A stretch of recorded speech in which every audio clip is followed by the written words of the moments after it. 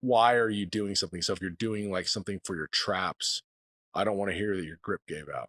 You know what I'm saying? Because people will be like, hey, I was doing like snatch grip shrugs. I just couldn't hold on the bar anymore.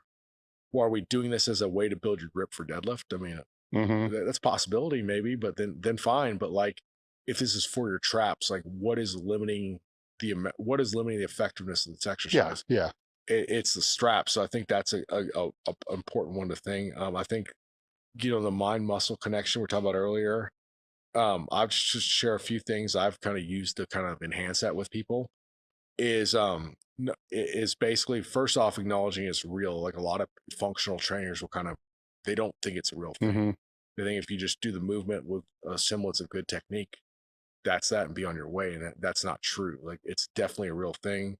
There's science to validate it. There was one study showing that basically it's interesting though. It basically showed if people selectively try to activate the advanced lifters selectively try to activate their pecs while they're bench pressing, they were able to like really get a better EMG rating.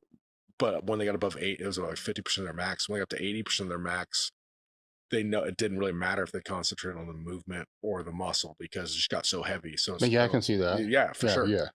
So there's it's a there's train it's like you're training your muscles, not your ego. So you have to really intentionally focus on what you're looking at. I think we talked earlier about mental movies. I think that's a beneficial way to potentially enhance your mind muscle contraction. The obvious one that people don't think about is how are you initiating the contraction. If you're Hmm. starting a pec, if you're starting to fly, cable fly, if I get my shoulders going like right here, so I'm hoping my pecs catch up, or do you want to like contract your Hmm. pecs and finish the movement? So I think a lot of people that are really muscular, especially in the right spots of what they're training, they're intuitively do this. They don't even have to think about it because Yeah. if your pecs are huge and you're doing this, it's going to be pretty natural to want to use them to move the weight.